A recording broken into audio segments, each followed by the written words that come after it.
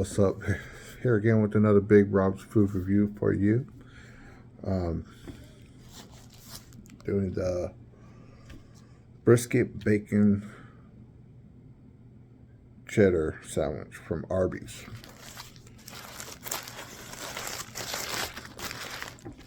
So it's a biscuit, bacon, beef and cheddar sandwich. That's what it is. So we got your brisket, your bacon, cheddar cheese, your roast beef, your red ranch on the bottom. Okay.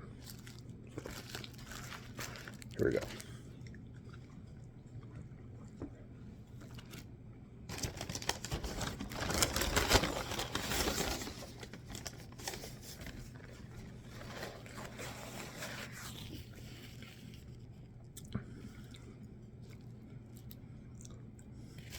Oh, pretty good. Yeah. So the biscuit, bacon, beef and cheddar sandwich from Arby's. Pretty good. Go to Arby's. Go check it out. And this has been another Big Rob's food review for you.